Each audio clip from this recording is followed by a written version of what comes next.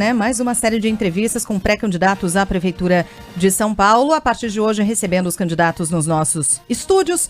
Hoje, estamos recebendo o pré-candidato à Prefeitura de São Paulo pelo PRTB, Pablo Marçal. Obrigada pela presença no nosso estúdio. Bom dia. Obrigado, Sheila, e todos aqui. A Carla e o Fábio. E o Fábio e todo mundo que está se deslocando aí na cidade de São Paulo, está em casa nos ouvindo. Então vamos falar com essas pessoas que se deslocam por São Paulo, porque acho que essa é uma das questões mais importantes para quem mora em São Paulo, que são os deslocamentos. Inclusive, a gente tem um índice aqui na Band, que é o Índice de Gestão Municipal Áquila, que avalia indicadores para medir a eficiência da gestão nas cidades, incluindo São Paulo. É a base, inclusive, do prêmio Band Cidades Excelentes, realizado em parceria com o Áquila, mostrando o seguinte: 40% dos paulistanos levam mais de uma hora para se deslocar de casa para o trabalho em menos de uma hora. 40%. Se a gente pegar a média nacional, o índice é inferior a 10%. E aí, quando a gente olha, eu já vi em entrevistas do senhor, olhando propostas, chama a atenção a intenção do senhor de construir uma rede de teleféricos como opção de mobilidade urbana. Como seria esse plano? Na Teleférico? verdade, não é para toda a cidade de São Paulo. O teleférico, acho que você deve ter visto só uma headline, só um enunciado da notícia. O teleférico é um cinturão para ligar as comunidades. É uma das várias soluções para o trânsito. No trânsito de São Paulo, se você pega a Marginal Tietê e cria uma linha expressa, você já consegue com pouco tempo desafogar ali, como tem na Europa. Se você liberar o semáforo no vermelho, ficar liberado para você virar à direita, como nos Estados Unidos, não vai ter nenhum investimento de infraestrutura e já consegue liberar muita coisa. Se você apoiar, mesmo sendo do governo do estado, o término da obra do Rodoanel Norte, que tem 44 quilômetros, onde a gente deveria passar todo o trânsito pesado por lá, são 44 bilhões, ouvintes, e paulistanos e pessoas que decidiram morar nessa cidade poderosa. A gente já gastou 5 bilhões de reais com o Rodoanel Norte e ele continua ali sem nenhum caminhão, nenhuma obra. Eu sobrevoei todo o Rodoanel Norte, fiquei chocado de ver isso. Para quem não lembra, o projeto original do Mário Covas tem 177 quilômetros. Se vocês quiserem ver, eu sobrevoei e filmei.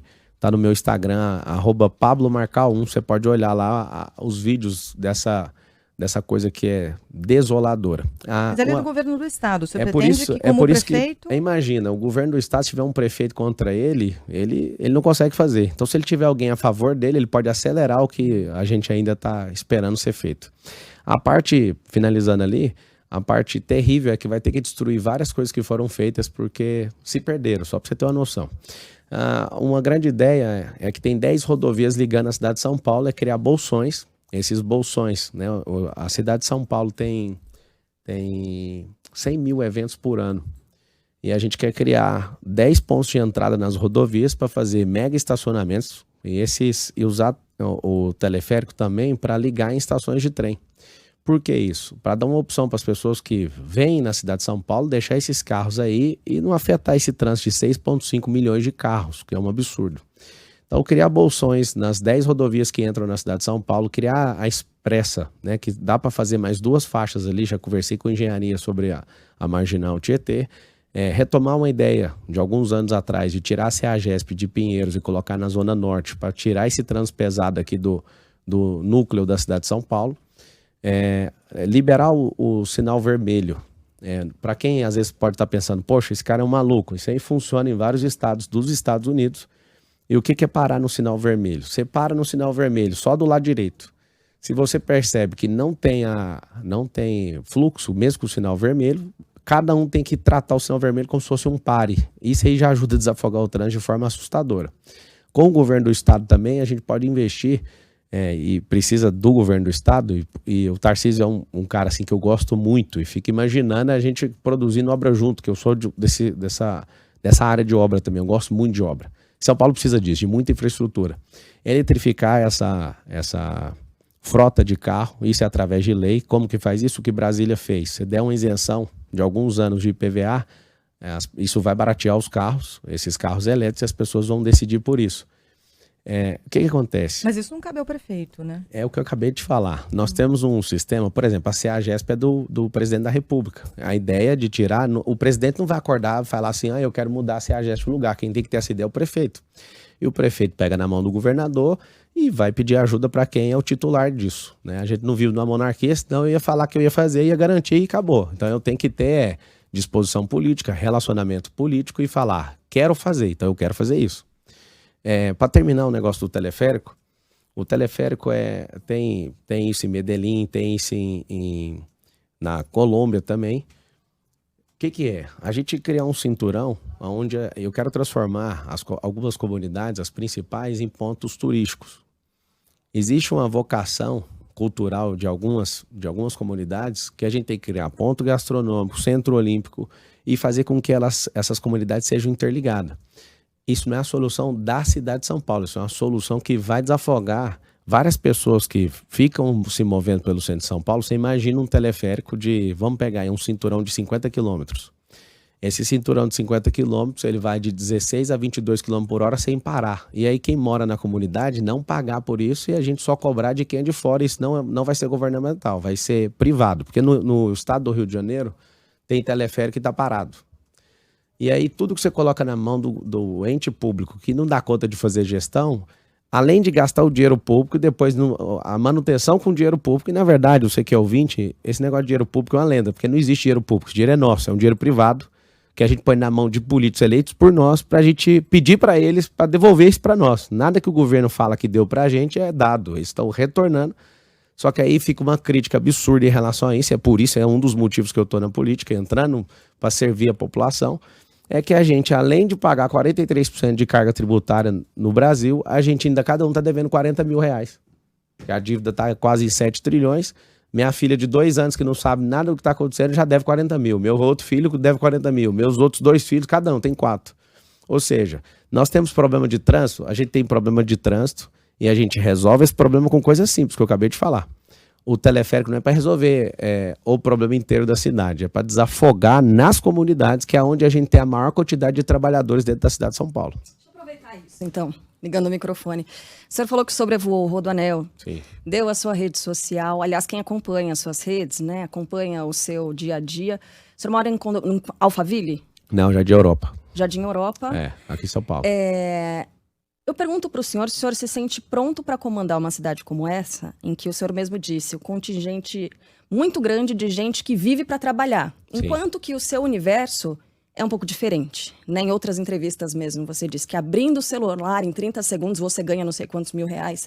O senhor Graças se a sente Deus. pronto para lidar com essas pessoas e problemas reais da cidade de São Paulo? Carla, você estudou na escola pública? Estudei. Eu também. Que Mas aconteceu? O senhor é de Goiânia, né? Sim, eu sou brasileiro também. Não, claro. Sim. A cidade de São Paulo, ela abraça todo mundo, Isso né? aí. Então, Eu sou acho muito que, bem-vindo aqui. O ponto de nascimento, ele difere. É porque quando você fala isso, é só para lembrar. A vivência da cidade é que... Aqui foi o lugar que eu mais prosperei. Estudei em escola pública, minha mãe foi faxineira. E a gente tem alguns ativos que valem bilhões, né? Algumas empresas. Se as pessoas mudarem a mentalidade delas, que é diferente de escolarização, mas a gente ensinar educação, uma educação para prosperar, as pessoas vão poder ir. Agora eu fico imaginando, você vê o prefeito de hoje, é quase uma figura inválida. Porque na hora de escolher um vice, pegaram uma pessoa que não traz tanto problema, não é protagonista. Aí você fica imaginando, você pergunta pra mim se eu tô preparado. Eu sou um cara que veio de baixo, consegui romper, consigo ajudar milhões de pessoas, 56 milhões de brasileiros me assistem só numa rede social, que é o Instagram. Eu ensino sobre riqueza, sobre restaurar casamento, sobre restaurar a família, sobre a pessoa prosperar, sobre inteligência emocional. Eu quero saber o que me falta. E o que você conseguir apontar, o que me falta para dirigir essa cidade, eu vou ser o primeiro cara a matricular nesse curso. Não me falta disposição, não me falta energia. No meu auge de 37 anos, pai de 4 filhos, casado com a mesma mulher. Eu namorei com uma mulher e casei com ela, a Ana Carolina, a mulher da minha vida. Alguém que saiu de baixo, que não tinha chance nenhuma de ser nem rico, conhece a pobreza e conhece a riqueza e está a fim de servir, Se você, Carla, com a sua análise, falar para mim, falta alguma coisa para você, me fale que eu vou aprender o mais rápido possível, que eu tenho até janeiro para governar essa cidade. O senhor já percebeu que o senhor sempre rebate uma pergunta com outra pergunta? Isso É uma estratégia pensada ou acontece Não, assim, sem o senhor perceber? Isso é um princípio de sabedoria. Todo judeu ensina a sua criança desde pequeno. Eu nem sou judeu, só que eu gosto de estudar. Quando uma pessoa faz uma pergunta e ela responde prontamente, ela responde debaixo das suas emoções e seus sentimentos. E na maioria das vezes está errado. Ela faz essa pergunta. Então você está refletindo sobre a questão para poder É o normal responder. que todo ser pensante faça. Deveria. Que ele abra uma pergunta para que essa pergunta abra um ponto de reflexão na cabeça dela. É por isso que a gente tem um presidente da República que fala besteira o dia inteiro, porque ele nem pensa quando ele vai falar. Mas em geral, então, o senhor se sente pronto? Mesmo sem É parar o trânsito quero, todos os dias? é o que eu quero te falar. É uma pena. Eu tô com um sonho novo. Sabe qual que é o sonho? Parar de andar de helicóptero em São Paulo, porque o prefeito é incompetente. Porque se o prefeito tivesse... Eu acredito que se der uns 14 a 16 meses e aplicar essas soluções que eu tô falando, vai todo mundo achar que é feriado em São Paulo. Quer que eu te fale como resolver o trânsito sem mexer no trânsito? Criando pontos de empreendedorismo nas favelas. Criar oficina de costura, subsidiar emprego, dando oportunidade para as pessoas, para quê? Para elas pararem de se locomover na cidade. Tem gente que anda 3, 4 horas por dia. Você falou 40%, Sheila, sobre 40% gasta 1 hora, tem gente que gasta 3 horas somado o total do dia. Ou seja, essas pessoas não têm qualidade de vida. Então, Carla, se de fato você perguntar para mim, você acha que você está preparado? Eu acho que nenhum dos candidatos, pré-candidatos que você colocaram, tem um nível mental para levar essa cidade para o futuro. Não vou discordar. Então, foi isso que me fez entrar nisso. Não é uma questão de guerra, eu não estou precisando disso. Tem gente que está perguntando, você acordou aí, você estava sem problema? Eu amo problema, pessoalmente, eu amo desafio. Eu fiz uma prova de Ultraman nos Estados Unidos agora, em fevereiro, de 452 quilômetros, e todo mundo falava, você não vai dar conta de fazer. Eu fiz 452 quilômetros, foi 8 quilômetros de nado, 360 quilômetros de pedal e 84 quilômetros de corrida em 35 horas e 17 minutos. Quando eu fiz o Ironman, tinha 2.200 pessoas. Quando eu fiz o Ultraman, só tinha 14 e só 4 chegaram no final. Quem estava lá entre os finalistas? Eu consegui vencer aquilo. São coisas extremamente difíceis de fazer e eu fico imaginando. Eu gosto do povo. Eu já tenho um trabalho, né, que eu estou ajudando a construir uma cidade na África. Tem gente que falou, o Marçal está conhecendo a pobreza. Não, eu vim de lá e eu venho tratando isso em outras nações, em Moçambique, em Angola, em Níger, na Nigéria. Eu já faço isso. Eu fui picado pelo espírito público, foi por causa de eleição. Foi em 2019 quando eu pisei em Angola. Então você falar pra mim assim, você não tem experiência. A experiência da onde? Se eu tô ajudando a construir uma cidade. Não, mas eu não disse isso, viu? Não, já qualquer um que tá perguntando. Aqui. Se as pessoas falarem, o Pablo não tem experiência política. Política vem de politeia, que significa no grego organização de cidade. Eu sou a pessoa que ama organizar a cidade, até que eu tô construindo uma junto com outras pessoas. Eu amo tanto isso que nós vamos ver favela pintada na cidade de São Paulo. Não vai ter esse descaso. Eu fui na favela de Travinhas, lá tem 30 anos que as pessoas moram lá e não existe um melhoramento do poder público. Aquilo ali é um campo de concentração, as pessoas estão enfiadas dentro do esgoto. Então, aquilo tem mexido muito comigo, independente se eu... Você quer fazer pergunta? Na sequência. Pode ir. Não, pode ir. Desculpa, gente, eu tô fazendo sinais aqui, porque como a gente tem um tempo muito curto para abordar muitos temas, se a gente puder acelerar, acho que é o melhor caminho. Desculpa, mas candidato. Eu não ia interrompê-lo. Pré-candidato, um dos problemas crônicos na cidade de São Paulo, que já dura mais de 30 anos, é a Cracolândia. Sim. Todos os prefeitos já tentaram enfrentar, de uma maneira ou de outra, alguns com mais repressão, outros apostando no assistencialismo. Qual que é a sua proposta para lidar com a Cracolândia ou acabar com a Cracolândia, principalmente para cuidar daquelas pessoas? Para resolver o problema da Cracolândia leva de 6 meses intensamente a 2 anos. Eu falo por quê? Para recuperar uma pessoa num estado de miserabilidade emocional, a gente precisa até 2 anos para recuperar ela. Tem uma pessoa que eu trouxe para andar com a gente, ele era secretário de governo do Tarcísio até poucos dias, ele deixou o secretariado, que é o Felipe Sabará, ele cuidou dessa área, inclusive, e ele tem uma ONG, que é a Arca. A Arca comprovadamente já tirou 3.500 pessoas da rua e colocou em situação de emprego. Então você que é paulistano, se às vezes você parar no McDonald's, um atendente de McDonald's, ele pode ter sido alguém que saiu da Cracolândia. O que acontece? Hoje nós tem um pouco mais de 63 mil pessoas em situação de rua em São Paulo. E a gente tem que olhar para a temporalidade para tratar isso. Eu vou explicar rapidamente. Em relação ao passado, como a gente não tratou educacionalmente, a gente não tratou com o esporte, não tratou com profissão do futuro, fez o que com essas crianças? Hoje elas estão na rua, estão na criminalidade, né? Porque elas não produziram algo. E é o maior pedido das mães ali nas favelas, cuide dos nossos filhos. O que acontece? Se a gente tratar isso, A gente está tratando o futuro das pessoas que vão ficar na situação de rua. Vamos lá, então? Se eu dou ocupação, se eu dou esporte, quando eu falo isso, é o nosso povo dá. Não é eu, Pablo, mas o nosso povo. Prefeitura e com tudo, empresariado e todo tipo de ordem. Parceria público-privada. A gente vai tirar as pessoas que estão decidindo entrar sem saber em 2030, 40 e 50. Agora, a gente tem que responsabilizar via o Ministério Público as prefeituras do interior de São Paulo que têm colocado mendigos dentro de vans e soltado aqui dentro. E nós vamos rastrear isso e nós vamos responsabilizar. Porque aqui virou a capital mundial dos moradores de rua. Terceiro, não concordo com internação compulsória ou repressão, porque isso não vai resolver. O que resolve é fazer o que o Sabará faz. Chega com um cardápio, chega na pessoa, a tentativa 1 é frustrada, já sabe. A2, A3, A4, A5, até 7 vezes pode ter uma tentativa com a pessoa e ela não quer ir nem para o abrigo. Então a gente tem que ter paciência, só que tem que ter disposição, tem que ter voluntariado em cima disso, tem que ter um monte de gente que de fato quer. Por quê? E eu não vou acostumar, não acostumei, não faz sentido a gente andar com o sapato italiano esfregando ele na cabeça de alguém que está deitado numa calçada, não faz sentido. O senhor anda muito pelo centro de São Paulo? Muito pouco. Eu já tive algumas vezes lá. Só que todas as vezes que eu fui, eu fiquei muito chocado de ver aquilo. Eu vejo os americanos na porta ali na escadaria da Sé, quando eles, né, tem muito turista que vai ali, eles ficam todos apavorados, né, que tá tudo cercado ali pelas pessoas, em situação de rua. Então, a gente tem que resolver com educação, para que em 2030, 40, 50 ninguém vá para lá. A gente precisa responsabilizar as prefeituras. A gente precisa ter umas 20 ONGs que de fato queiram tirar as pessoas de lá. Sabe por quê, Carla? Porque dos 111 bilhões do orçamento da cidade de São Paulo, 1 bilhão é destinado para tirar as pessoas da rua. E mas tem para gente que eles trabalhem para ajudar essas pessoas? Pois é, mas tem gente que não quer tirar. A senhora acredita que tem ONG corrupção? Que chama... É claro, Pô, mas é claro que tem. Envolvendo a prefeitura também? Mas é claro, você imagina o tanto de empresário que é extorquido por subprefeitura aqui, não tá no gibi, você não dá conta de relatar isso aí. As pessoas têm que entender que os políticos precisam ser trocados pelo entendimento do Estado de Queiroz. Políticos e fraudas devem ser substituídos pelo mesmo motivo.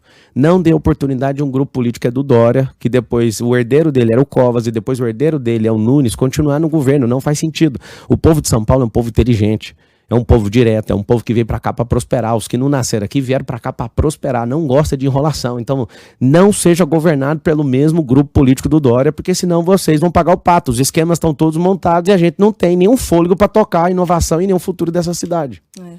O senhor falou sobre responsabilidade, perdão, o senhor falou sobre responsabilidade. Numa entrevista recente, o senhor disse o seguinte: a família é responsável pelos seus. É papel de todo ser humano cuidar dos seus pais, ninguém se mata do nada, ninguém entra no vício do nada. As pessoas estão abandonadas nas ruas, foram abandonadas pelas famílias. A família não tem nem como ajudar. O senhor disse isso quando respondia a respeito de uma declaração que o senhor tinha dado também sobre o pai de Tabata Amaral. Duas coisas. Sim. O senhor acha que a culpa dessas pessoas estarem na rua, ali na Cracolândia, é das famílias? E uma segunda questão, o senhor se arrepende de ter falado o que falou sobre a questão do pai da Tabata Amaral? Olha, as pessoas, elas sabem que quando uma família é forte, ninguém coloca a mão nas pessoas dessa família. Os paulistanos mais tradicionais entendem o que eu estou falando. Hoje, a gente tem uma crise de masculinidade e na identidade do homem, de paternidade, fazendo com que as famílias estejam todas destruídas. Praticamente todas. Se você for perceber, 43% dos lares em São Paulo, ou no Brasil, vou usar a média Brasil, são liderados por mulheres. E essas mulheres, elas estão cansadas, a prefeitura não apoia elas, né, com a escola em tempo integral. Ela tem que deixar o filho dela com outras pessoas para ter que trabalhar. Você imagina como é que tá as famílias hoje. Aí você olha para algumas, fica 3 a 4 horas no trânsito, não tem esse seio familiar forte para defender seus filhos, e aí a gente está produzindo que tipo de família no Brasil hoje, principalmente São Paulo. Aí você olha para algumas, fica 3 a 4 horas no trânsito, não tem esse seio familiar forte para defender seus filhos, e aí a gente está produzindo que tipo de família no Brasil hoje, principalmente São Paulo. Sobre a pessoa que você mencionou, eu não toco mais nesse assunto porque ela só pega vídeo meu e ela só bomba na rede usando, então eu não vou responder mais absolutamente nada sobre ela. Ela, que Deus abençoe ela, que ela cuide da vida dela.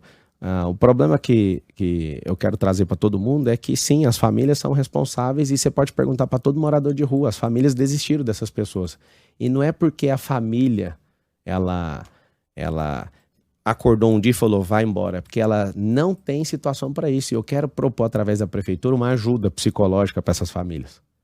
Porque as famílias, elas não têm nem compreensão de como resolver isso. Aí você fala, mas a responsabilidade é delas? Família é família em qualquer lugar do mundo. Culturalmente, o que sustenta uma sociedade, sustenta uma nação é uma família. Eu falo para os meus filhos, eu tenho 4 filhos. O que vocês precisarem de mim, eu dou minha vida por vocês. Eu quero que vocês amem uns aos outros e vão para a guerra uns pelos outros. Uma vez eu entrevistei um MC Gui, que é um amigo que eu acabei fazendo, e é um cara com um coração impressionante. Ele falou que perdeu o irmão dele para o mundo do crime. E a família fez de tudo. Aí eu te falo, a gente poderia ajudar essas famílias a não perder seus filhos para o mundo do crime? Não é sobre o pai de alguém, mas é sobre os pais dessa nação, os pais da cidade de São Paulo. A gente tem que honrar nossos pais. A Bíblia fala sobre isso, que a gente precisa honrar pai e mãe. Meu pai, ele já teve problema, a família foi bem enfática e ajudou. Meu pai saiu desse problema de alcoolismo. Eu não tive intenção errada nenhuma de falar nada e desmoralizar ninguém, mas como eu gosto de ser frontal na solução, às vezes as pessoas interpretam, o Marçal, ele é grosseiro. Não, eu sou verdadeiro, eu quero falar que tem como resolver. E em 2025, as famílias que não suportam mais dependentes químicos, né, principalmente os dependentes químicos, a gente tem que ajudar eles com um tratamento psicológico para que eles também se reergam, porque as famílias estão destruídas por isso. Tá em vias de liberar a maconha para todo mundo fumar. Esse negócio destrói neurônio, vai diminuir a produtividade, vai fazer com que as pessoas fiquem mais incapazes e elas vão entrar em outros vícios, porque não é só a maconha. A pessoa vai para um outro vício porque um vício acompanha o outro. E as famílias vão ficar como? Nós temos uma cultura como povo de não aceitar esse tipo de coisa. Só que a geração de hoje é da oba-oba, só quer fazer as coisas de qualquer jeito. Então, assim, o meu lado tudo para mim é sobre família. Todas as nações foram formadas por conta de família. 55 famílias formaram os Estados Unidos e conseguiram cumprir o plano que era fazer a nação mais próspera da Terra. Foi 55 lá. 62 formaram Tel Aviv, que é um dos maiores centros em Israel de tecnologia. Ou seja, quando você vê o que é uma nação, o que fortifica a nação é a família. E eu vou lutar por isso. Eu quero que as famílias sejam reerguidas, restauradas. Eu já faço isso. Eu quero viabilizar isso através de um instrumento público. Gente, infelizmente nosso tempo está esgotado. A gente poderia falar de outros tantos temas, a gente deveria falar de outros tantos temas, mas infelizmente a gente não tem mais tempo. Certamente nas próximas oportunidades a gente vai ter mais tempo aqui para falar de outros temas da cidade e sobre a sua candidatura também. Quero agradecer demais Pablo Marçal, pré-candidato à Prefeitura de São Paulo pelo PRTB. Obrigada pela presença no nosso estúdio. Obrigado, e São Paulo vai pro futuro em 2025. Eu sei que você quer isso. E não precisa nem duvidar. Vamos para cima. Obrigado, gente. Obrigado, Carla. Obrigado, Sheila. Obrigado, os ouvintes. Obrigado. Obrigada, bom dia. E aí, na semana que vem, minha gente, até porque a gente já avançou aqui no horário do Band News Station, já deixo aqui para os nossos ouvintes o convite e a agenda. Na segunda-feira teremos a presença de Marina Helena, a partir das 10h30 sempre, tá? No dia seguinte, terça-feira, Tabata Amaral, José Luiz da Atena na quarta-feira, quinta-feira, vez de Ricardo Nunes. O pré-candidato Guilherme Boulos ainda não confirmou a data na agenda aqui com a gente. Muito bem, voltamos na segundona, gente?